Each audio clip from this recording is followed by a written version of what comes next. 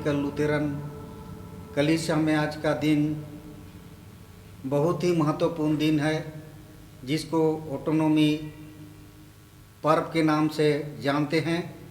और आज का गिरजा आराधना को हम लोग परमेश्वर का वचन से आरंभ करेंगे, जो हमें मिलता है भजन संहिता 100। हे सारी पृथ्वी के लोगों, यहोवा का जय जयकार करो, आनंद से यहोवा की आराधना करो, जय जयकार के साथ उसके सन्मुख आओ। निश्चय जानो कि यहोवा ही परमेश्वर है, उसी ने हमको बनाया, हम उसी के हैं, हम उसकी प्रजा और उसकी चराई की भेड़ें हैं। उसके फाटकों से धन्यवाद और उसके आंगनों में स्तुति करते हुए प्रवेश करो। उसका धन्यवाद करो और उसके नाम को धन्य कहो, क्योंकि यहोवा भला है, उसकी करुणा सदा के लिए और उसकी सच्चाई पीढ़ी से पीढ़ी तक बनी रहती है। आमीन। हम प्रार्थना करें। हे सर्वशक्तिमान परमेश्वर पिता, हम पूरी मंडली मिलकर तुझे तेरी सब आशीषों के लिए धन्यवाद देते हैं कि तूने हमारे व्यक्तिगत, पारिवारिक एवं कलीसियाई जीवन में विभिन्न प्रकार के आशीषों की भरपूरी दी।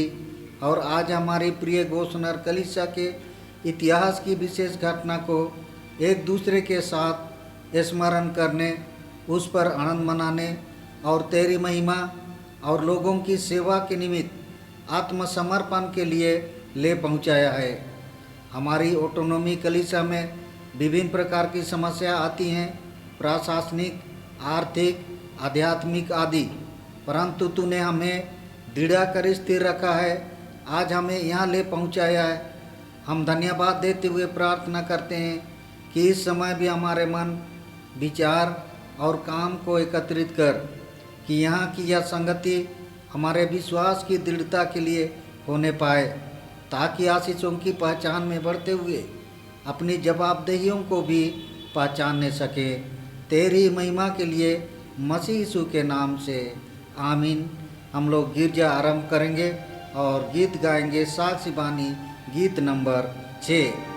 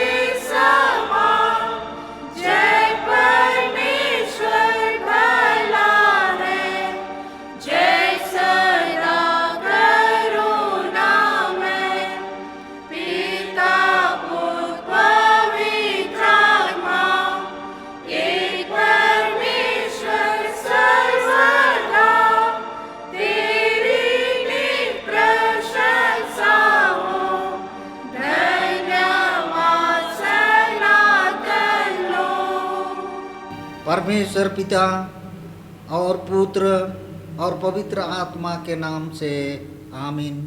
हमारी सहायता ईश्वर के नाम से है, जिसने स्वर्ग और पृथ्वी को सिरजा।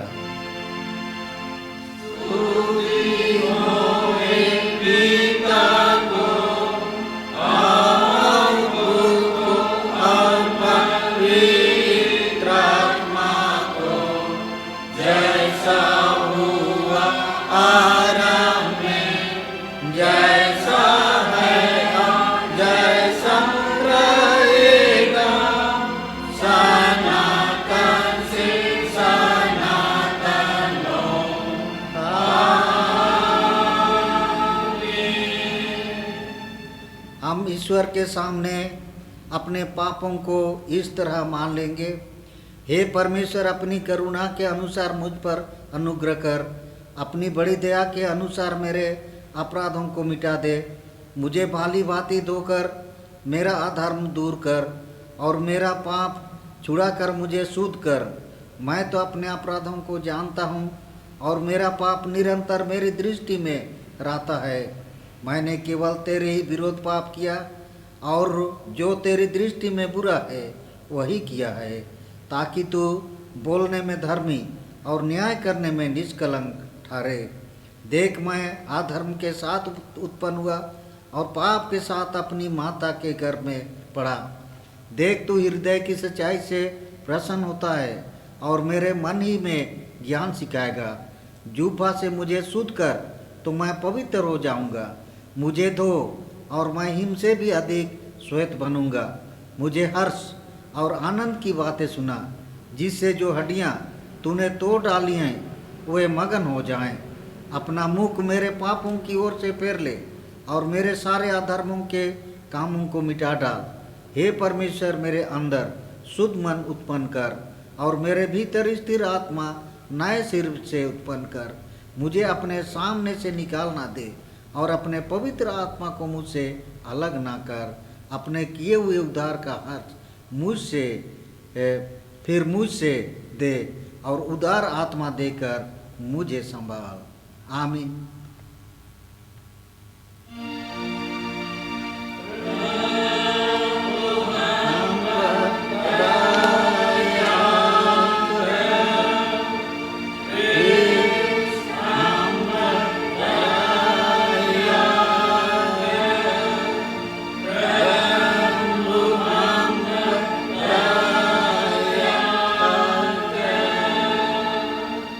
आज के लिए जो चुना हुआ पवित्र पहला पाठ वचन है, पहला पत्रस 2 अध्याय और पद संख्या 1 से 10 तक। इसलिए सब प्रकार का बैर भाव और छल और कपट और डह और निंदा को दूर करके नए जन्मे हुए बच्चों के समान निर्मल आत्मिक दूध की लालसा करो, ताकि उसके द्वारा उद्धार पाने के लिए बढ़ते जाओ, क्योंकि तुमने प्रभु की कृपा का स्वाद चख लिया है।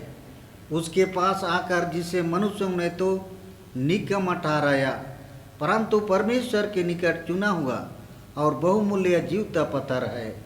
तुम भी आप जीवते पत्थरों के समान आत्मिक घर बनते जाते हो, जिससे याजकों का पवित्र समाज बनकर ऐसे आत्मिक बलिदान चढ़ाओ जो यीशु मसीह के द्वारा परमेश्वर को ग्राह्य है। इस कारण पवित्र शास्त्र में भी आया है, देखो मैं सियोन में कोने के सिरे का चुना हुआ और बहुमूल्य पत्थर धरता हूँ, और जो कोई उस पर विश्वास करेगा वह किसी रीति से लज्जित नहीं होगा। अतः तुम्हारे लिए जो विश्वास करते हो वह तो बहुमूल्य है, पर जो विश्वास नहीं करते उनके लिए जिस पत्थर को राजमिस्त्रियों ने निकम्मा ठहराया था वही कोने का सिरा हो गया और ठेस लगने का पत्थर और ठोकर खाने की चट्टान हो गया, क्योंकि वे तो वचन को ना मानकर ठोकर खाते हैं और इसी के लिए वे ठहराए भी गए थे। पर तुम एक चुना हुआ वंश और राजपदधारी याजकों का समाज और पवित्र लोग और परमेश्वर की निज प्रजा हो, इसलिए कि जिसने तुम्हें अंधकार में से अपनी अद्भुत ज्योति में बुलाया है उसके गुण प्रकट करो। तुम पहले तो कुछ भी नहीं थे, पर आप परमेश्वर की प्रजा हो तुम पर दया नहीं हुई थी, पर अब तुम पर दया हुई है। आमीन। तेरा धन्यवाद होए हे ख्रिस्ट यीशु। हालेलुया।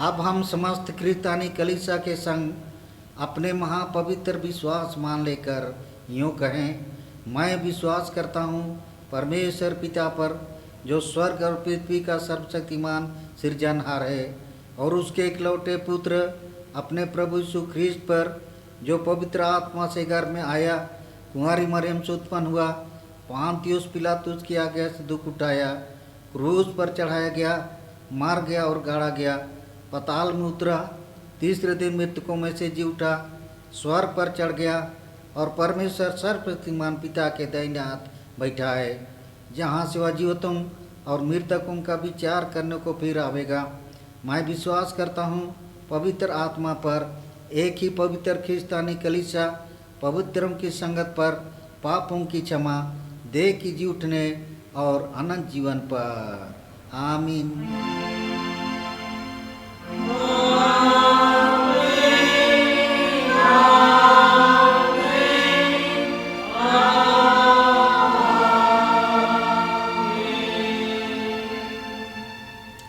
आगे हम लोग गीत गाएंगे, साक्षी बानी 92 और नया 153।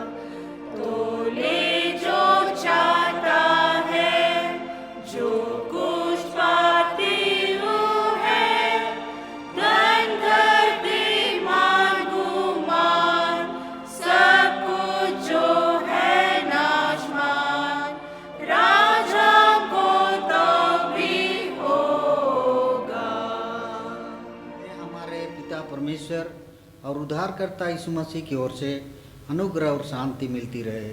आमीन। सर्वशक्तिमान परमेश्वर दीनदयालु पिता, आज का दिन को पवित्र और आशीषमय हमारे झारखंड के भूखंड क्षेत्र के लिए बनाया। सचमुच में पिता परमेश्वर, तेरी महिमा प्रकट करने के लिए आज तेरा पवित्र वचन को सुनना चाहते हैं। हमारे हृदयों को खोल दे, उद्धारकर्ता यीशु के नाम में, आमीन। आज का पवित्र वचन हम पाते हैं यूहन्ना रचित सुसमाचार उसका 4 अध्याय पद संख्या 39 से 42 तक। उस नगर के बहुत से सामरियों ने उस स्त्री के कहने से यीशु पर विश्वास किया, क्योंकि उसने यह कह दी थी, उसने सब कुछ जो मैंने किया है मुझे बता दिया। इसलिए जब ये सामरी उसके पास आए तो उससे विनती करने लगे कि हमारे यहाँ रह, अतः वह वहाँ 2 दिन तक रहा। उसके वचन के कारण और भी बहुत से लोगों ने विश्वास किया और उस स्त्री से कहा, अब हम तेरे कहने ही से विश्वास नहीं करते, क्योंकि हमने आप ही सुन लिया और जानते हैं कि यही सचमुच में जगत का उद्धार करता है। आमीन। ख्रीष्ट यीशु में प्यारे भाइयों बहनों, आज 10 जुलाई 1919 को हम लोग हमेशा स्मरण करते हैं, जो कि गोसनर कलीसिया के लिए एक ऐतिहासिक घटना है। और हम लोग इतिहास के पन्नों को जब खोलते हैं तो 2 नवंबर 1845 में हमारे छोटा नागपुर के इस भूखंड में परमेश्वर का धर्म का ज्योति प्रकट करने के लिए 4 मिशनरी यहाँ पर आए और उन्होंने कठिन परिश्रम के बावजूद लोगों के मन रूपी खेतों में वचन रूपी बीजों को बोया। 5 बरस तक कठिन परिश्रम और मेहनत किया। और ऐसी परिस्थिति में समय के अंतराल में समय और परिस्थिति बदल जाती है। आज हम लोग पवित्र वचन के द्वारा से वैसा देश में हम लोग परमेश्वर का वचन का बीज बोया जाता है, जहाँ पर सामरी लोगों का निवास स्थान है। और ये सामरी लोग मिश्रित जाति के लोग हैं। ये परमेश्वर की महिमा से दूर लोग हैं, परमेश्वर का महिमा को बिल्कुल नहीं जानते हैं। और उसमें से एक स्त्री जो कि परमेश्वर के पीछे चलने के लिए बिल्कुल लायक नहीं थी, लेकिन यीशु मसीह के साथ में बातचीत करती है और बातचीत करने के द्वारा से उसका मन रूपी खेत में परमेश्वर का वचन रूपी बीज यीशु मसीह बोते हैं और वह फल उगता है। और फल उगने के कारण से संपूर्ण सामरिया देश में वह महिला प्रेम का संदेश देती है।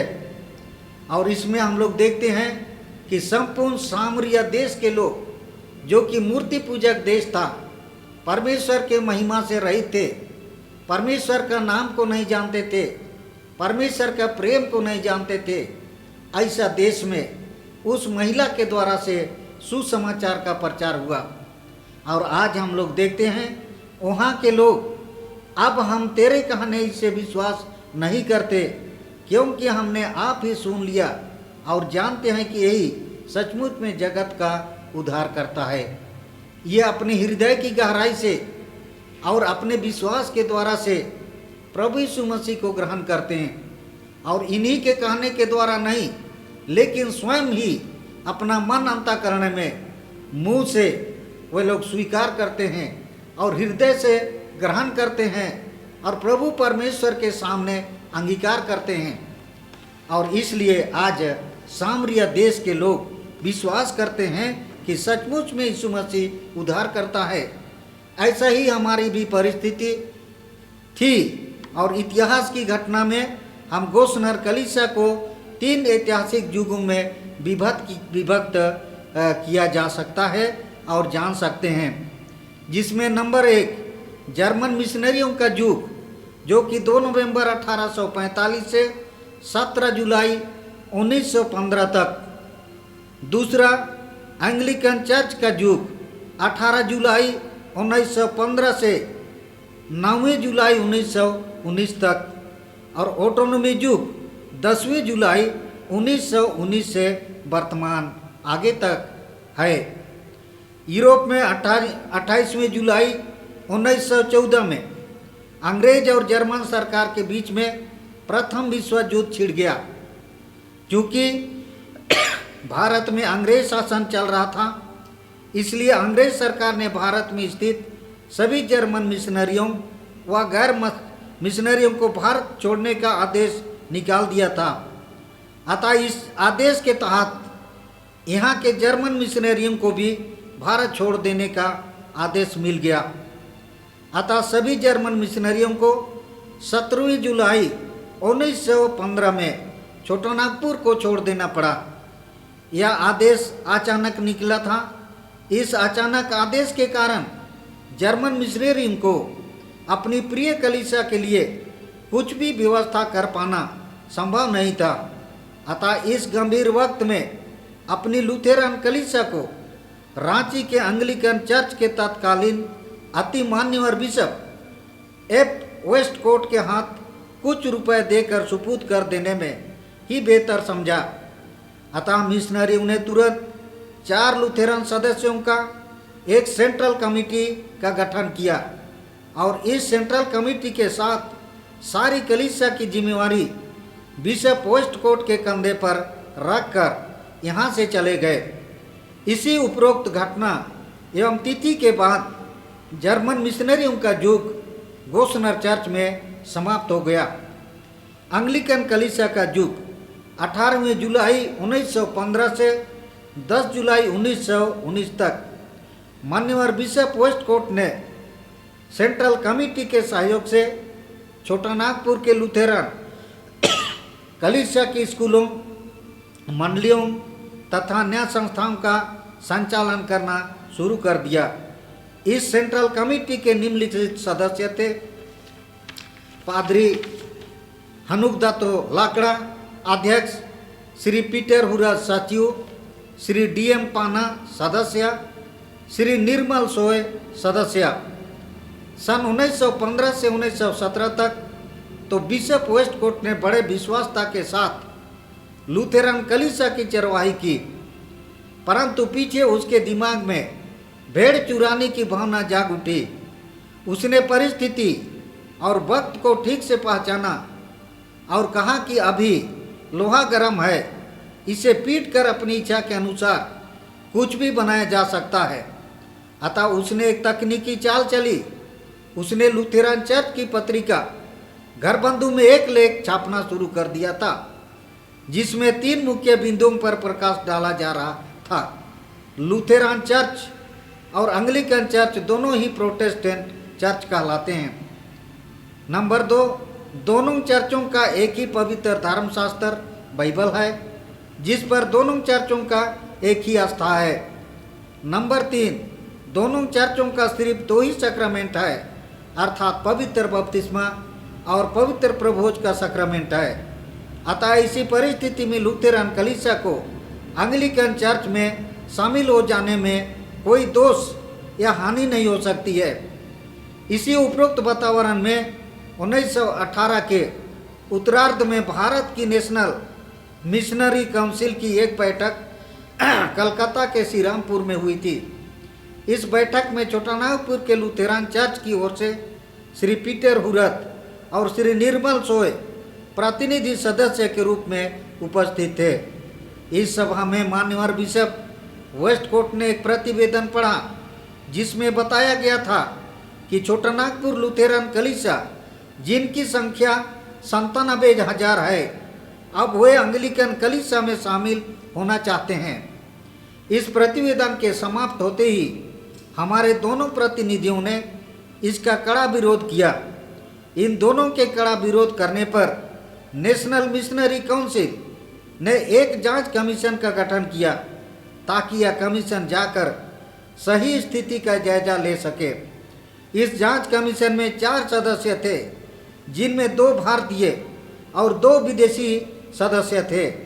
जिनमें 2 भारतीय, उनका नाम doctor S K. Datta Lahore Christian college के प्रिंसिपल थे, और दूसरा का नाम professor S C. Mukherjee Serampore college के प्रोफेसर थे।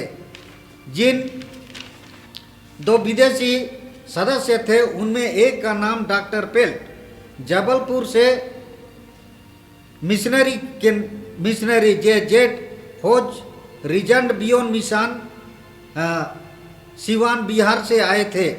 डॉक्टर एस के दाता इस कमीशन के कन्वीनर चेयरमैन ठहराए गए थे।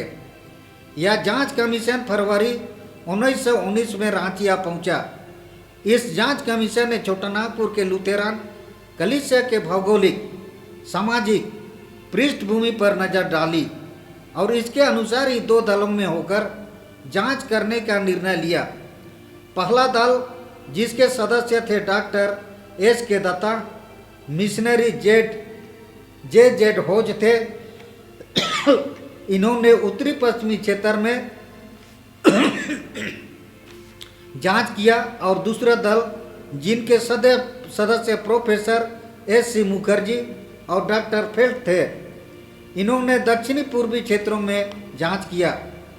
जांच कमीशन का स्वरूप, इस जांच कमीशन के काम शुरू होने के साथ ही छोटानागपुर के लुथेरन कलीसिया में अंग्लिकन कलीसिया का युग भी समाप्त हो गया। इस जांच कमीशन का कार्य स्वरूप बहुत ही विस्फोटक और नकारात्मक था, क्योंकि उस वक्त भारत में ब्रिटिश शासन था और अंग्लिकन कलीसिया का बुनियादी देश ब्रिटेन था। इसलिए इस जांच कमीशन में ब्रिटिश सरकार और अंग्लिकन चर्च के प्रभाव की बू आती है।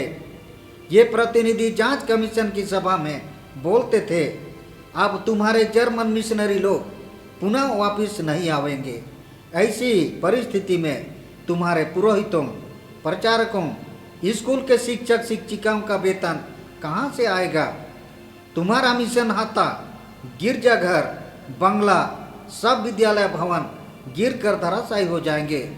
तुम्हारी कलीसिया का अब कोई भविष्य नहीं है, तुम अनाथ और अंधकार में पड़ जाओगे।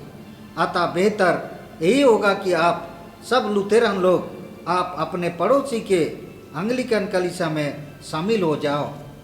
लोहरदगा गिरजाघर में डॉक्टर एस के दत्ता और मिशनरी जेड होज जांच कमीशन सभा में उपरोक्त विस्फोटक और नकारात्मक बयान दे रहे थे। पूरा गिरजाघर खचाखच भरा था। यहाँ पर टिंगरिया गांव का रहने वाला पतरस तिर्की, जो गिरजा के पीछे कोना में बरकी कपड़ा ओढ़े बैठा था, उसने ऊंची आवाज में दहाड़ उठा, ठीक है साहब, हमारे मिशनरी नहीं आवेंगे, हमारे लिए कहीं से भी कोई सहायता नहीं मिलेगी, हम अनाथ हो जाएंगे। फिर भी जैसा हमारे देश के सरना भाई लोग अपने बैगा पहान पुजारी लोगों का खर्चा अपने चंदा करके चलाते हैं, वैसा ही हम भी अपने खर्चों से अपने प्रचारक, पुरोहित, मास्टर मिस्ट्रेस को पालन पोषण करेंगे।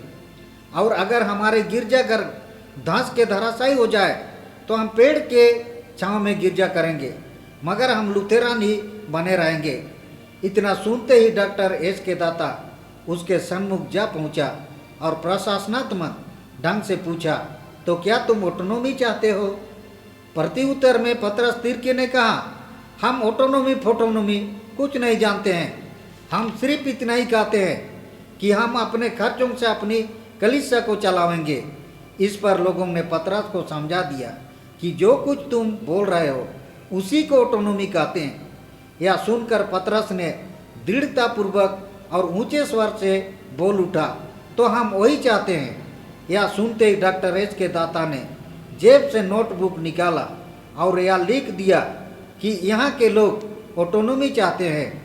यहीं से सर्वप्रथम यह ऑटोनॉमी शब्द जांच कमीशन के दिमाग में प्रवेश किया।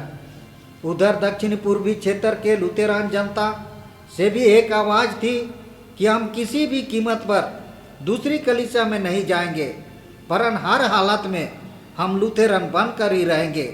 मार्च 1919 के अंतिम सप्ताह तक में जांच का कार्य पूरा हो चुका था। दोनों दल का जांच का मुख्य सारांश निम्नलिखित 3 बिंदुओं पर था।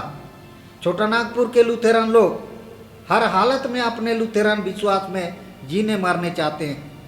ये लुथेरन विश्वासी लोग किसी गैर लुथेरन कलीसिया में शामिल नहीं होंगे और छोटानागपुर के लुथेरन विश्वासी लोग अब ऑटोनॉमी कलीसिया होकर आगे जीने का दृढ़ संकल्प लेते हैं।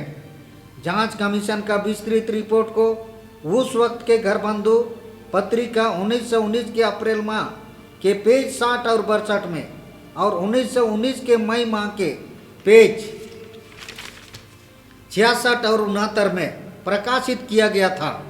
सन 1919 के मई महीना के आखिरी सप्ताह में नेशनल मिशनरी काउंसिल की बैठक इस बार आंध्र प्रदेश के गुंटूर शहर में हुई थी।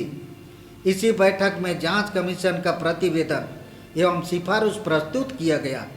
इस सिफारिश के अनुसार वहां पर यह निर्णय लिया गया कि यहां जांच कमीशन पुनः रांची जाकर छोटानागपुर के लूथरन कलीसिया को अपना ऑटोनॉमी घोषणा करने में उनकी सुनवाई करें।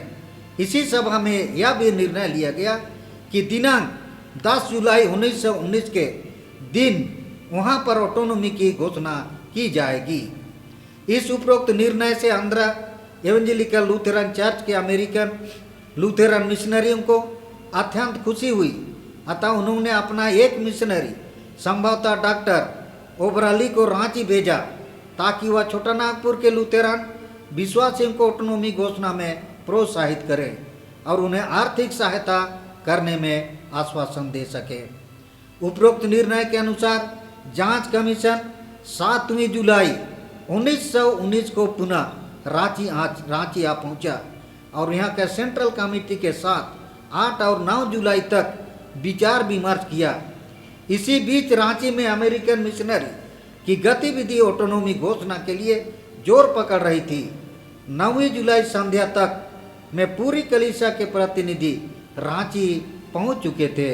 सबों के ख्वाब आशा थी कि जर्मन मिशनरियों द्वारा अर्जित भू संपत्तियों के साथ हम अपना ऑटोनॉमी घोषणा करेंगे। उनकी इन आकांक्षाओं में अमेरिकन मिशनरी भी परोक्ष में आग में घी डालने का काम कर रहा था। इसकी भयानक बिशप वेस्टकोट को लगी। अतः उसने तुरंत रांची स्थित ब्रिटिश गवर्नर के कान में जाकर फुसफुसाया। 10 जुलाई 1919 के 10 बजे पूर्वाह्न से कलीसिया के प्रतिनिधि सभा रांची ख्रिस्त गिरजा में जांच कमीशन के साथ बैठक कर रही थी। ठीक समय में रांची के गवर्नर हाउस से एक प्यून आया और डॉक्टर एस के दाता साहब को एक चिट्ठी थमा दिया। इस चिट्ठी में गवर्नर ने साफ शब्दों में लिखा था कि छोटानागपुर और असम में जर्मन मिशनरियों द्वारा अर्जित सारी भू संपत्ति अब दुश्मनों की संपत्ति हो गई है। इसलिए यहाँ की सारी भू संपत्ति अब ब्रिटिश सरकार की संपत्ति है। अतः अब ब्रिटिश सरकार उन्हीं संस्था को यह भू संपत्तियों का हस्तांतरण करेगी जिनमें अधिकतर ब्रिटिश लूथरन मिशनरी लोग मौजूद व कार्यरत रहेंगे। इस चिट्ठी की सारी बातें बहुत ही पेचीदापूर्ण थी क्योंकि उस समय तक में भारत में इंग्लैंड से कोई ब्रिटिश लूथरन मिशनरी संस्था स्थापित नहीं हुई थी। अभी भी भारत में अंग्रेज लूथरन मिशनरी के नाम से कोई संस्था नहीं है। अतः जर्मन मिशनरियों द्वारा अर्जित भू संपत्तियों को अधिकार में लेने की सारी मनसूबा खटाई में पड़ गई। पूरी सभा स्तब्ध रह गई। लोगों के बुलंद हौसले में अचानक ग्रहण लग गया। उनका भविष्य अंधकार में बदल गया। कुछ भी सूझ नहीं रहा था। सबों का चेहरा मायूसी में बदल गया था।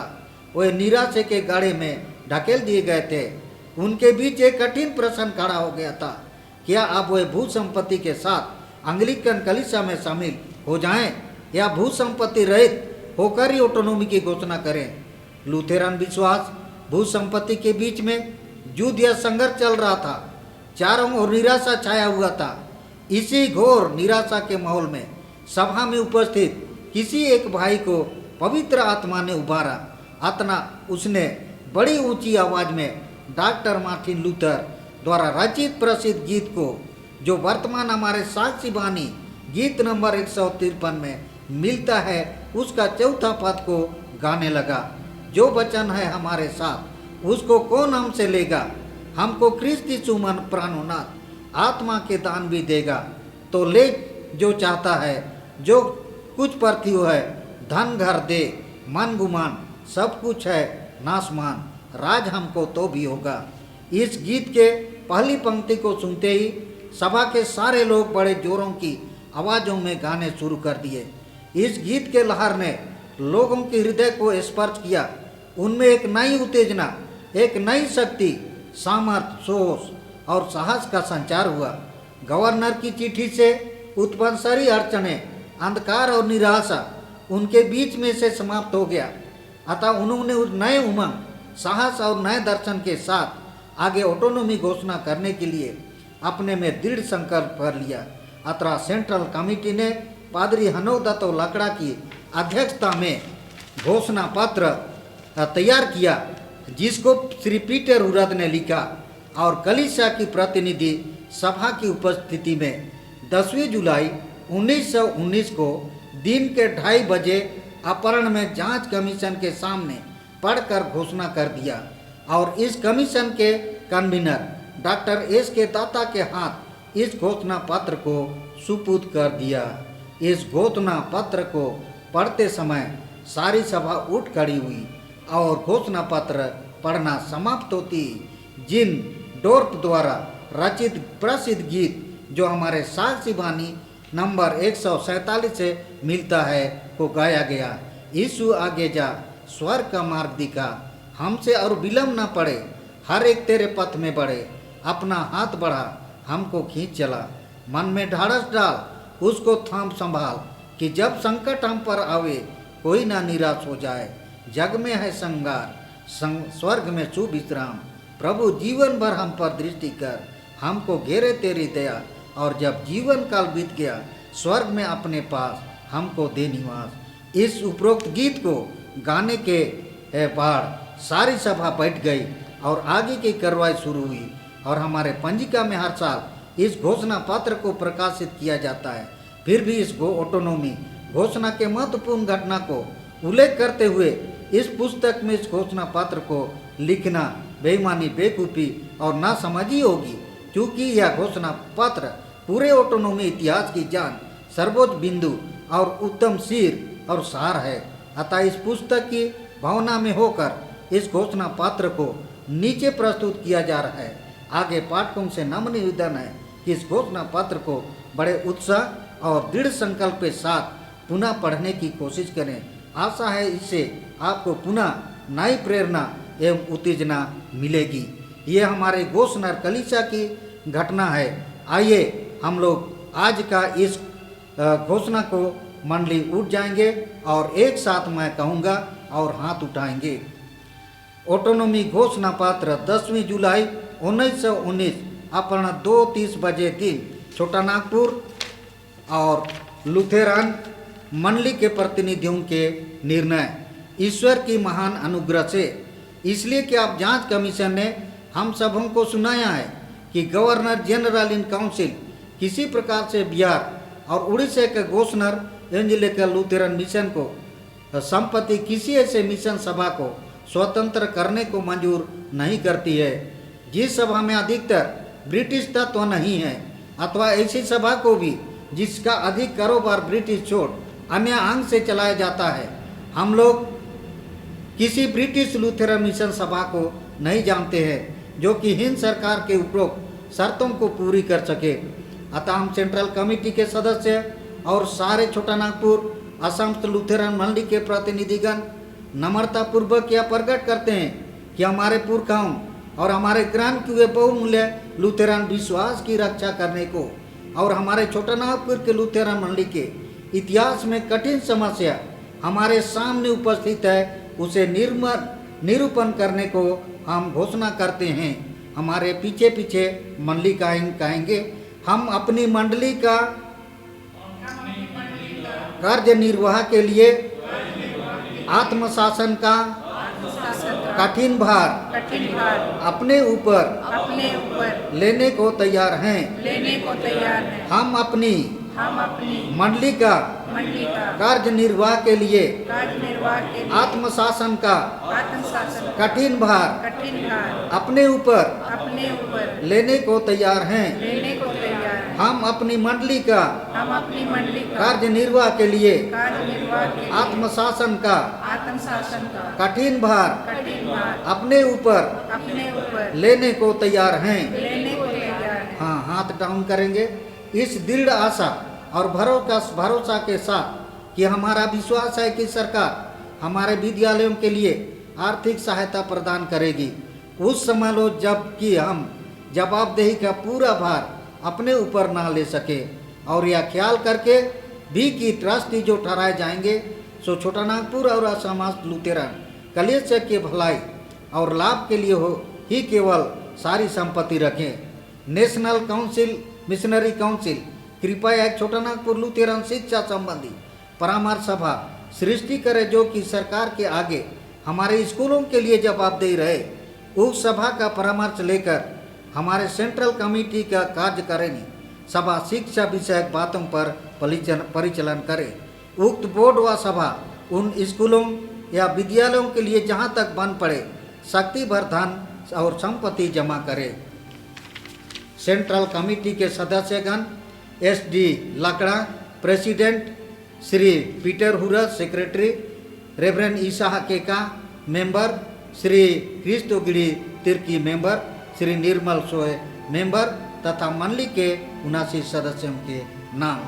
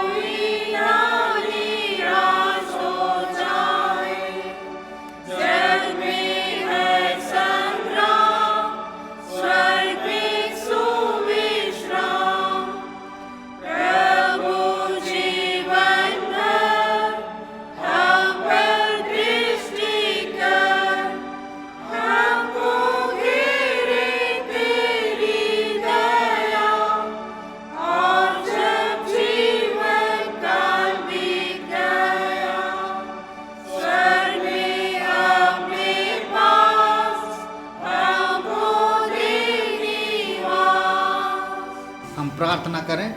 पवित्र प्रभु, आज हमारे ऑटोनॉमी कलीसिया को दृढ़ता और मजबूती के लिए जो घोषणा किया, हम पूरी मंडली मिल करके घोषणा करते हैं और हाँ, ऑटोनोमस कलीसिया को आगे बढ़ाने के लिए दृढ़ता पूर्वक साहस और हियाव हम सबों में भर दे। हे पिता परमेश्वर, इस कलीसिया के लिए हम लोग शुभ चिंतक बने रहें। उद्धारकर्ता यीशु के नाम में आमीन। आगे हम लोग गाएंगे दुरम पुथी से 652।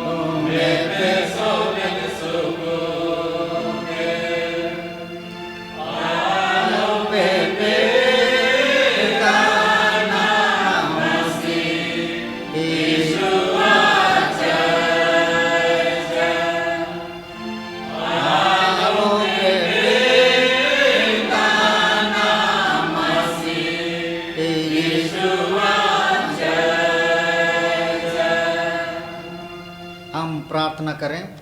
हे परमेश्वर दयालु पिता, हम तुझे सारे मन से धन्यवाद देते हैं क्योंकि तूने हमें हमारे पापों के अनुसार हमें दंड नहीं दिया, परंतु अपने विश्वास में दृढ़ और स्थिर रखा है। प्रार्थना करते हैं तू आगे भी हमारे इस पवित्र बहुमूल्य लुतेरा विश्वास में, जिसकी रक्षा के लिए हमारे धर्म पूर्वजों ने ऑटोनॉमी का कठिन भार अपने ऊपर लेने को घोषणा की, उसमें बने रहने के लिए हमारी अगुवाई कर। प्रभु हमारा परमेश्वर, तू ही हमें इस घोषणा की जो आशीष, अधिकार और जवाबदेही है उनको समझने, अपने ऊपर लेने और उसे उसके अनुसार काम करने के लिए साहस, सामर्थ और साधन दे कि हमारे कलीसिया के द्वारा स्वशासन, स्वपालन और स्व सुसमाचार प्रशासन के काम तेरी इच्छा के अनुसार ही हो, जिससे तेरे प्रेम की आशीष कलीसिया के सब लोगों को मिले और हम तेरी महिमा करते हुए अन्य लोगों तक भी तेरी महिमा करते हुए तेरी आशीष पहुंचाने सकें। प्रभु यीशु मसीह के नाम से आमीन।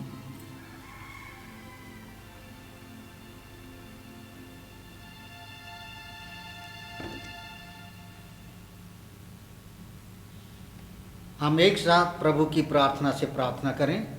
हे हमारे पिता, तू जो स्वर्ग में है, तेरा नाम पवित्र किया जावे, तेरा राज आवे, तेरी इच्छा जैसे स्वर्ग में उसी पृथ्वी पर भी होए। हमारे प्रतिदिन की रोटी आज हमको दे और हमारे अपराधों को क्षमा कर जैसे हम भी अपने अपराधियों को क्षमा करते हैं, और हमको परीक्षा मत डाल, परंतु बुराई से छुड़ा, क्योंकि राज और प्रक्रम और महत्व सदा तेरे हैं। आमीन।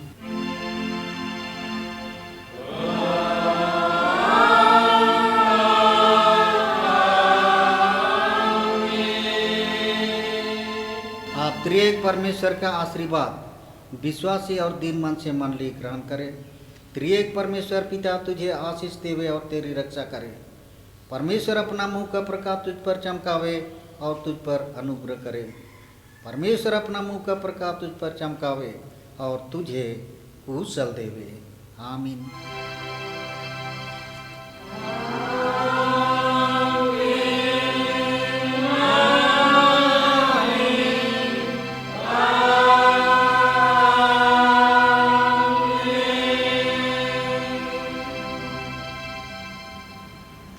यीशु सहाय।